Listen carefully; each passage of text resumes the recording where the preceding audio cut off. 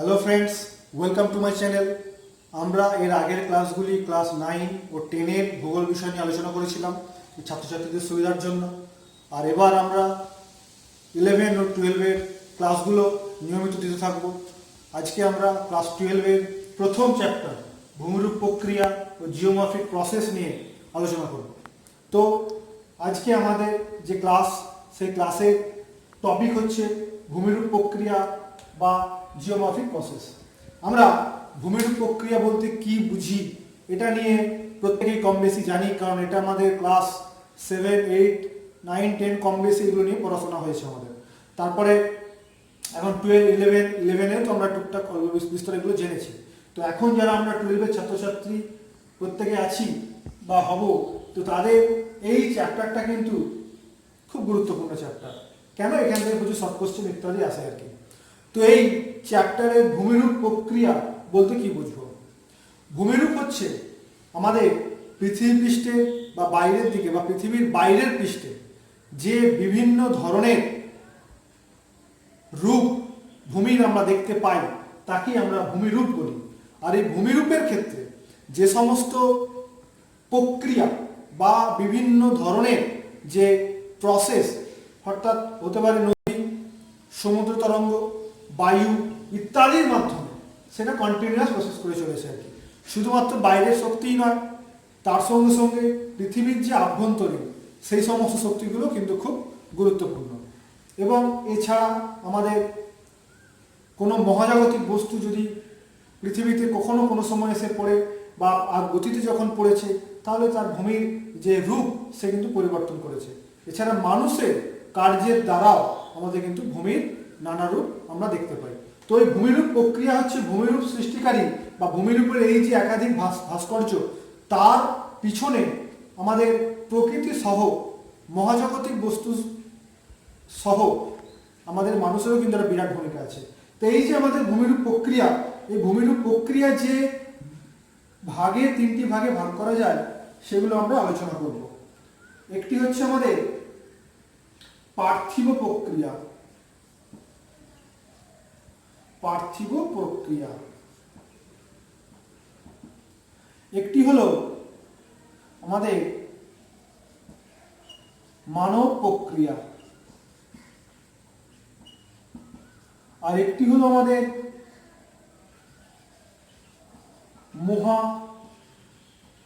মহাজাগতিক প্রক্রিয়া। আচ্ছা, এই পার্থিব প্রক্রিয়াটা কি? আমাদের পৃথিবীতে যে সমস্ত ক্রিয়া প্রতিক্রিয়া যা আছে পৃথিবীর বাইরের পৃষ্ঠের বা পৃথিবীর আভ্যন্তরে বা অভ্যন্তরে, যা কিছু শক্তি বা বিভিন্ন প্রসেস বা বিভিন্ন প্রক্রিয়া যা পৃথিবীর ভূমিরূপ পরিবর্তন করে কন্টিনিউ চলেছে আর কি, তাকেই আমরা বলবো পার্থিব প্রক্রিয়া। যেমন আমরা বলতে পারি ভূমিকম্প, অগ্নুৎপাত, বিভিন্ন ধরনের পর্বতের উত্থান, স্তূপ পর্বত, বিভিন্ন জিনিস আমরা দেখতে পাই পার্থিব প্রক্রিয়ার মাধ্যমে আর কি। আর এই মানব প্রক্রিয়াটা, এই মানব প্রক্রিয়া মানে মানুষ জড়িত আছে সেই প্রক্রিয়ার মধ্যে। অর্থাৎ আমরা যদি দেখি যে মানুষ তার নিজ প্রচেষ্টায় বা নিজের চাহিদা অনুযায়ী প্রকৃতিকে যখন নিজে পরিবর্তন করে, তখন তাকে আমরা বলি মানব প্রক্রিয়া। যেমন আমরা যদি দেখি, আমরা পাহাড় কেটে রাস্তা তৈরির নিদর্শন, আমরা যদি দেখি পাহাড়ের ঢাল কেটে ধাপ চাষ করা, এগুলোকে আমরা মানব প্রক্রিয়ার মধ্যে ফেলতে পারি। অর্থাৎ মানুষ সেই প্রক্রিয়াটার উপরে প্রত্যক্ষ এবং পরোক্ষভাবে কিন্তু সেখানে যুক্ত, নিজের সুবিধার জন্য, মানব জাতির সুবিধার জন্য। সেটা করতে গিয়ে মানুষ কিন্তু প্রকৃতির ওপর কিন্তু একটা প্রভাব বিস্তার করে চলেছে। সেই প্রক্রিয়াগুলোকে আমরা বলবো মানব প্রক্রিয়া। আর মহাজাগতিক প্রক্রিয়া বলতে বুঝবো আমাদের মহাকাশে যে সমস্ত বস্তু আছে, অর্থাৎ উল্কা, এই জাতীয় বস্তু যাদের আকার অনেক বড়, সেই সমস্ত বস্তু পৃথিবীর আকর্ষণে যখন পৃথিবীর পৃষ্ঠের দিকে ছুটে আসে এবং পৃথিবীতে আঘাত হানে, এই আঘাত হানার ফলেই পৃথিবীতে নানা রূপ বা গর্ত বা কোনো গহ্বর সৃষ্টি করে থাকে। তার ফলেও কিন্তু ভূমির কিন্তু বিরাট পরিবর্তন হয়ে থাকে। তো সেই সমস্ত প্রসেসগুলোকে আমরা বলবো মহাজাগতিক বস্তু।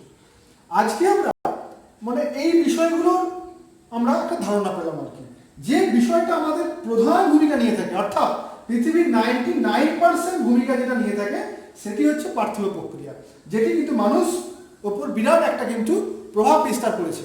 এই যে আমাদের পার্থিব প্রক্রিয়াগুলো আছে, সেই পার্থিব প্রক্রিয়াগুলো আমরা দেখে নেব, আমরা একটু আলোচনা করে নেব, কারণ এগুলো সম্পর্কে আমরা বিভিন্ন ক্লাসে জেনেছি। আর সেই সম্পর্কে আমরা আরো ভালো করে জানার জন্য আমরা পার্থিব প্রক্রিয়াগুলো সম্পর্কে একটু আলোচনা করব।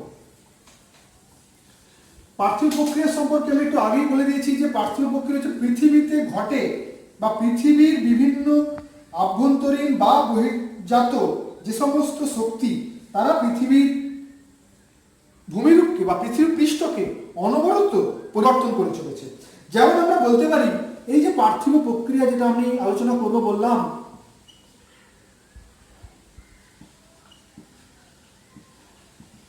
পার্থিব প্রক্রিয়াকে আমি বেসিক্যালি দুভাগে ভাগ করতে পারবো। একটি হচ্ছে অন্তর্জাত প্রক্রিয়া আর একটি হচ্ছে বহির্জাত প্রক্রিয়া। আচ্ছা, অন্তর্জাত বহির্জাত মানে কি? যে কোনো জিনিসেরই অন্তর মানে হচ্ছে তার ভিতর আর বহির মানে হচ্ছে বাইরে, অর্থাৎ পৃথিবীর আভ্যন্তরের বিভিন্ন শক্তি, সেটা প্লেট হতে পারে, সেটা ম্যাগমা হতে পারে, এই জাতীয় বস্তু বা এই জাতীয় পদার্থ দ্বারা পৃথিবীর এদের বিভিন্ন ক্রিয়ার ফলে যেমন পৃথিবীর বাইরের পৃষ্ঠে, পৃথিবীর পৃষ্ঠের উপর পরিবর্তন ঘটছে, তাকে তখন আমরা বলবো অন্তর্জাত প্রক্রিয়া। আর বহির্জাত প্রক্রিয়া আগেই আমরা প্রত্যেকে সব জেনেছি বহির্জাত প্রক্রিয়া কি। বহির্জাত প্রক্রিয়া হচ্ছে পৃথিবীর বাইরের পৃষ্ঠে, সেটা বৃষ্টি হতে পারে, সেটা নদী হতে পারে, সেটা বরফ হতে পারে, সেটা হিমবাহ হতে পারে, সেটা বায়ু হতে পারে। এই সমস্ত শক্তির দ্বারা যখন পৃথিবীর বাইরের পৃষ্ঠের পরিবর্তন হয়ে চলেছে কন্টিনিউ, সেটাকে কিন্তু আমরা বলবো বহির্জাত প্রক্রিয়া। তো আগে আমরা আলোচনা করে নেবো এই অন্তর্জাত প্রক্রিয়াগুলো কি কি আর কি।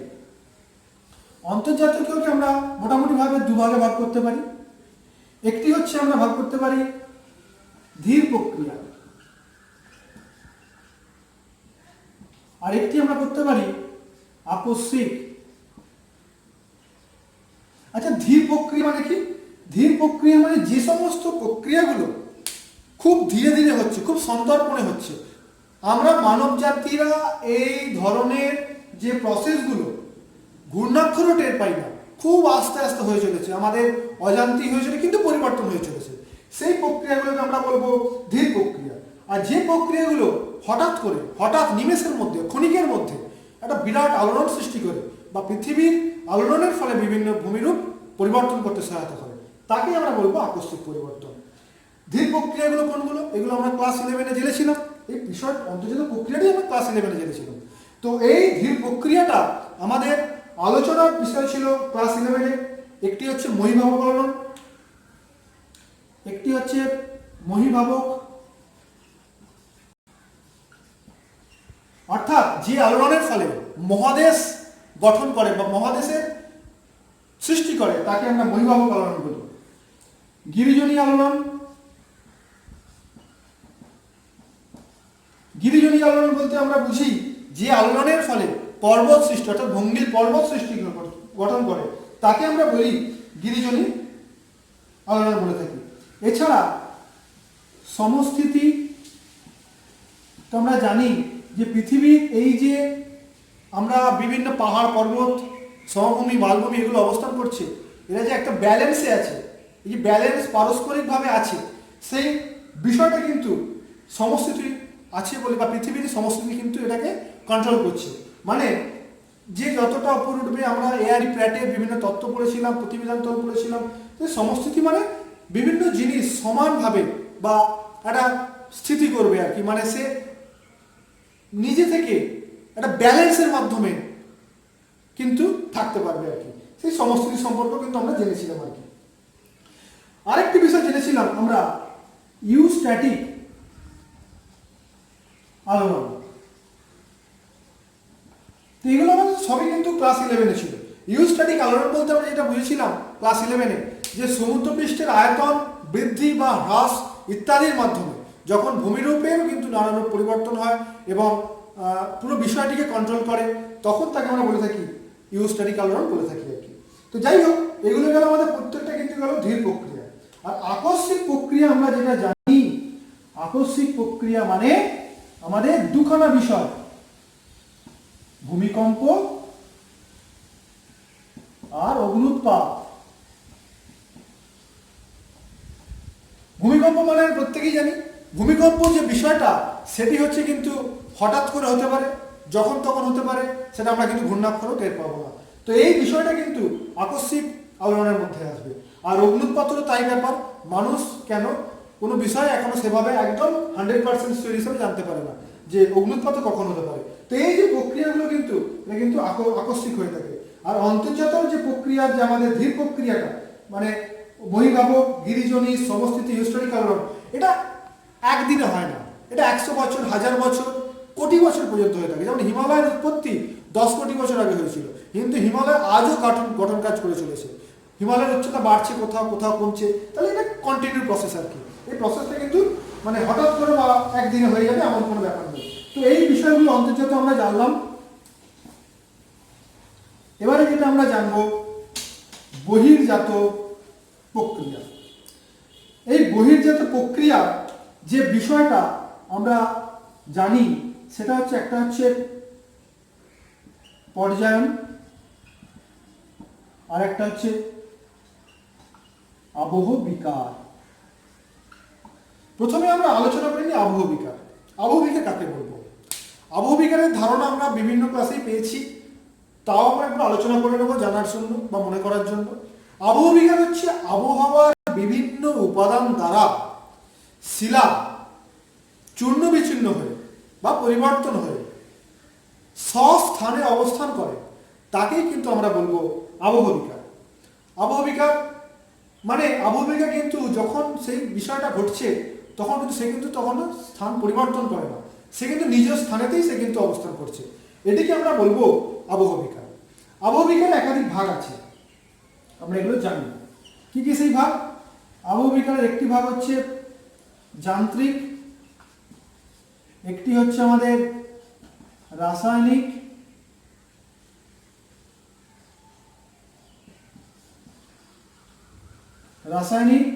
আর একটি হচ্ছে আমাদের জৈবিক। রাসায়নিক বা যান্ত্রিক আমরা কি বলবো? যে আবহ বিকারের ফলে শিলার যখন ভৌত অবস্থার পরিবর্তন ঘটছে, অর্থাৎ শিলার মধ্যের যে খনিজ তার কোনো পরিবর্তন ঘটছে না, তার আকার আয়তনে পরিবর্তন ঘটছে, তখন তাকে আমরা বলবো যান্ত্রিক আবহ বিকার। যেমন যান্ত্রিক আবহ বিকার সম্পর্কে আমরা পড়েছিলাম ক্ষুদ্রকণা বিসরণ, স্বল্পমোচন, তুষার খণ্ডীকরণ বা তহিন খণ্ডীকরণ, এরকম একাধিক আমরা বিষয়গুলি জেনেছিলাম যেগুলো যান্ত্রিক আবহ বিকার হতে ভূমিকা নিয়ে থাকে। আর রাসায়নিক আবহ বিকার বলতে কি বুঝি আমরা? যে আবহ বিকারে যখন শুধুমাত্র আয়তনই নয়, তার যে রাসায়নিক ধর্ম সম্পূর্ণভাবে সেটি পরিবর্তন করে, তাকেই আমরা বলবো রাসায়নিক আবহ বিকার। আমরা এটা ক্লাস আগে পড়েছিলাম। কি বলে আমরা উদাহরণ হিসেবে বলতে পারি যে লোহার মরচে পড়া, লোহা যখন জলের সহযোগে অক্সিজেনের সহায়তায় সেই লোহা যখন মরচেতে রূপান্তরিত হয়, সেই মরচে কিন্তু আর লোহাতে ফিরে আসতে পারে না, ফলে তার যে রাসায়নিক ধর্ম বা রাসায়নিক বৈশিষ্ট্য সেটি সম্পূর্ণরূপে কিন্তু পরিবর্তন করে। এর যে একাধিক বিষয়গুলো সেগুলো আমরা জেনেছিলাম। জারণ প্রক্রিয়া বা অক্সিডেশন প্রক্রিয়া যেটা লোহাতে হয়ে থাকে, এছাড়া অঙ্গারযোজন বা কার্বনেশন প্রক্রিয়া যেটা আমরা বলতে পারি চুনাপাথরযুক্ত শিলাতে ঘটে থাকে এবং ক্যালসিয়াম কার্বনেট থেকে ক্যালসিয়াম বাইকার্বনেট ঘটে, বাইকার্বনেটে পরিণত হয়। এছাড়া হাইড্রেশন, হাইড্রোলিসিস ও সলিউশন প্রক্রিয়াগুলো আমরা রাসায়নিক আবহ বিকারতে জেনেছিলাম আর কি। আর জৈবিক আবহ বিকার মানে কি? জৈবিক আবহ বিকার হচ্ছে বিষয়টা যে জীবের দ্বারা, প্রত্যক্ষ বা পরোক্ষভাবে জীবের দ্বারা যখন আবহ বিকার হবে, অর্থাৎ একটা গাছের পাতা যদি কোনো শিলাতে পড়ে গিয়ে তার পাতার মধ্যে যে অম্লত্ব ধর্ম আছে বা বৈশিষ্ট্য আছে, সেটি শিলার সঙ্গে ক্রিয়া করে যখন তার শিলার ক্ষয় করতে সাহায্য করবে বা তার ভাঙতে সাহায্য করবে, তাকে তখন আমরা বলবো উদ্ভিদ দ্বারা বা উদ্ভিদের বা জৈবিক আবহ বিকার, তাকে আমরা বলবো আর কি। আবার বলতে পারি আমরা প্রাণীর দ্বারা আবহ বিকার। মানে এই জৈবিক আবহ বিকারকে আমরা দুভাগে ভাগ করতে পারি, একটা উদ্ভিদ দ্বারা যেটা আমি বললাম, বা আরো ভালোভাবে যদি বলতে পারি আমরা তাহলে হচ্ছে কোনো একটি বাড়িতে যদি কোনো বট ফল বা কিছু জাতীয় পড়ে যায়, সেটি থেকে আবার গাছ তৈরি হয়ে বাড়িটাকেই কেন, শুধু যে কোনো শিলা বা পাথরের মধ্যে পড়লে সেটাকে কিন্তু ফাটিয়ে দেওয়ার ক্ষমতা রাখে। এইভাবে শিলারাশিকে কিন্তু তারা ভাঙতে পারে। সেটিকে আমরা বলবো মানে উদ্ভিদ দ্বারা আবহবিকার। আর প্রাণীর দ্বারা আবহবিকার মানে আমরা যেটা বলতে পারি প্রাণী সরাসরি সেখানে জড়িত। হয়তো সেটা মানুষ হতে পারে, সেটা পিঁপড়ে হতে পারে, সেটা কেঁচো হতে পারে, সেটা খরগোশ হতে পারে, সেটা প্রেরি কুকুর হতে পারে, যারা মাটি খুঁড়ে বিভিন্নভাবে আবহবিকার ঘটাতে তারা সহায়তা করে। তো এই গেল আমাদের আবহবিকারের বিষয়টা। যারা আবহবিকার বলতে আমরা যেটা বুঝি আর কি মোটামুটি যে ক্ষয়ের পূর্বের যে ঘটনাটা সেটা কিন্তু আবহবিকার করে। কেন আমি আবহবিকারটা আগে বললাম নিশ্চয়ই তোমরা বুঝতে পেরেছো যে ক্ষয়ের যে প্রাথমিক ধাপটা কিন্তু আবহবিকার দ্বারাই হয়ে থাকে। তাই আবহবিকার বিষয়টা নিয়ে কিন্তু আমরা প্রথমে জানতে পারলাম। আর পর্যায়ন বিষয়টা নিয়ে আমরা যখন আলোচনা করবো এখন সেই বিষয়টা নিয়ে প্রত্যেকেই আমরা অবগত। পর্যায়ন হচ্ছে আমরা জানি যে যখন কোনো বিভিন্ন শক্তি দ্বারা ভূমির উচ্চতা হ্রাস পেয়ে অর্থাৎ উচ্চভূমি ক্ষয় পেয়ে এবং ক্ষয়িত পদার্থ অন্যত্র বাহিত হয়ে সেটি তুলনামূলকভাবে আগের থেকে উঁচু হওয়া বা এই যে সমতলীকরণ প্রসেসটা বা ব্যালেন্সিং প্রসেসটা, এই সামগ্রিকভাবে কি বলতে পারি আমরা পর্যায়ন। আর এই পর্যায়নটা আমরা প্রত্যেকেই জানি। পর্যায়ন যে কথাটি প্রথম বলেন সলিসবারি ও চেম্বারলেন, এই পর্যায়ন কথাটি বলেন। এই পর্যায়ন প্রত্যেকে আমরা জানি পর্যায়ন যে ইংরেজি কথাটা সেটা হচ্ছে গ্রেডেশন। গ্রেডেশন কথাটি হচ্ছে পর্যায়ন। আর এই পর্যায়ন কথাটা কিন্তু সলিসবারি ও চেম্বারলেন বলেন। আর এই পর্যায়ন কিন্তু কথাটা এসেছে পর্যায় থেকে, পর্যায় থেকে বা গ্রেড থেকে। এটি কিন্তু প্রথম বলেন জি কে গিলবার্ট। তো এই কথাটা তিনি কিন্তু প্রথম বলেন। আর এই পর্যায়ের যে প্রসেসটা সেটি দুটো বিষয়ের উপর কিন্তু নির্ভর করে আছে। একটি হচ্ছে অবরোহণ আর একটি হচ্ছে আরোহণ। এই অবরোহণ আরোহণ কি? অবরোহণ যে প্রসেসটা সেটা হচ্ছে বিভিন্ন প্রাকৃতিক শক্তির দ্বারা বা বৃষ্টি ঝড় ইত্যাদির দ্বারা বা বায়ুর দ্বারা যখন ভূমির উচ্চতা হ্রাস পায় তখন তাকে আমরা বলবো অবরোহণ প্রক্রিয়া, বা একে ইংরেজিতে বলতে পারি আমরা ডিগ্রেডেশন। ডিগ্রেডেশন বা অবরোহণ প্রক্রিয়া। আর আরোহণ প্রক্রিয়া বলতে বুঝি আমরা যে বিভিন্ন মাধ্যম দ্বারা, বিভিন্ন শক্তির দ্বারা বা বিভিন্ন প্রক্রিয়ার দ্বারা যখন এই যে অবরোহণের ফলে যে ক্ষয়িত পদার্থগুলো সেটা অন্যত্র বাহিত হয়ে যখন নিচু স্থানে গিয়ে সেটা সঞ্চয় হবে, সঞ্চয়ের ফলে তার উচ্চতা পূর্বের থেকে কিন্তু তার উচ্চতা বৃদ্ধি পাবে, সেই প্রসেসটিকে কিন্তু আমরা বলবো আরোহণ প্রক্রিয়া। আর আরোহণ প্রক্রিয়াটাকে ইংরেজিতে বলা হয় অ্যাগ্রেডেশন। অ্যাগ্রেডেশন তাকে আমরা বলবো আর কি। এই যে সামগ্রিক বিষয়টা, এই বিষয়টা কিন্তু আমরা প্রত্যেকেই জানি এবং এর আগেও আমরা পড়েছি, কারণ এটা আমাদের ক্লাস 10-এ ছিল। কম বেশি আমরা জানি বিষয়টা, তাও আমরা পূর্ব আলোচনা করে নিলাম নতুনভাবে ঢোকার জন্য বিষয়। তো ভূমির প্রক্রিয়া ক্ষেত্রে বা ভূমির যে এত রূপ, সেই রূপের যে মাধ্যমগুলো সেগুলো হচ্ছে এগুলো। একটা প্রক্রিয়া বা একটা দ্বারা এগুলো করতে পারবে না, একাধিক প্রসেস তার কিন্তু আছে আর কি। আর এই যে আমাদের ভূমিরূপ প্রক্রিয়ার ক্ষেত্রে যে মাধ্যমগুলো খুব জরুরি, সেই মাধ্যমগুলো জানা আমাদের জরুরি, যেগুলো এই ভূমিরূপ পরিবর্তনে বা ভূমিরূপের একাধিক রূপ সৃষ্টিতে সহায়তা করেছে কন্টিনিউয়াস। এটা কিন্তু প্রত্যেকটা যে প্রসেসগুলো আমরা আলোচনা করলাম এগুলো কিন্তু কন্টিনিউয়াস প্রসেস। এগুলো একটাও কিন্তু যে একবার হয়ে যাবে, থেমে যাবে বা একবারের মাধ্যমেই করবে তা কিন্তু নয়, এটা কন্টিনিউয়াস প্রসেস কিন্তু। আর এই যে আমাদের ভূমিরূপ প্রক্রিয়ার যে মাধ্যম কোনগুলো, মাধ্যম তো অনেক আছে, মাধ্যম তো আমাদের অনেক আছে। যেমন একটি মাধ্যমকে আমরা বলতে পারি নদী, অপর মাধ্যমকে বলতে পারি আমরা বায়ু, মাধ্যম বা শক্তি আর কি এই ভূমিরূপ সৃষ্টিতে। একটি বলতে পারি আমরা হিমবাহ, এটা বলতে পারি আমরা সমুদ্র তরঙ্গ। তো নদী, বায়ু, হিমবাহ, সমুদ্র তরঙ্গ এই সমস্ত প্রক্রিয়ার দ্বারা ভূমিরূপ কিন্তু কন্টিনিউয়াস কিন্তু পরিবর্তন করে চলেছে। এছাড়া আরো অনেক আমাদের আছে, বিষয় আছে, সেটা নিয়ে আমরা পরবর্তীতে আলোচনা করব। তবে এই যে চ্যাপ্টারটা আমরা পড়লাম, এখান থেকে মূলত HSA short question 1 number 2 number বা আমাদের শূন্যস্থান আমাদের 1 নাম্বার বা 2 নাম্বারের এই ধরনের প্রশ্ন আসতে পারে আর কি। আর এখানে একটা খুব গুরুত্বপূর্ণ প্রশ্ন যেটা হচ্ছে পর্যায় বলতে আমরা কি বুঝবো। পর্যায়ের যে দুটো শ্রেণী, অবরোহণ এবং আরোহণ দুটো শ্রেণী, তার পার্থক্য সেটা আমরা করব। এবং প্রাথমিকভাবে এই চ্যাপ্টারটা আমরা আজকে একটা ধারণা সুলভ একটা আলোচনা পেলাম, এবং পরবর্তী ক্লাসে আমরা নতুন যে পরবর্তী যে এই চ্যাপ্টারের যে প্রথম দিকে ভৌমজল নিয়ে আলোচনা করা আছে, সেই ভৌমজল সম্পর্কে আমরা বিশদে জানতে পারবো এবং তার মাধ্যমগুলো এবং তাদের বিষয়গুলো নিয়ে যাবতীয় আমরা জেনে নেবো আর কি। তো আমাদের এই যে তোমার বিষয়গুলো সেইগুলো ফলো করার জন্য এবং ক্লাসগুলো ফলো করার জন্য তোমরা এই চ্যানেলটিকে সাবস্ক্রাইব করো, শেয়ার করো, লাইক করো এবং বেল আইকনটি প্রেস করো।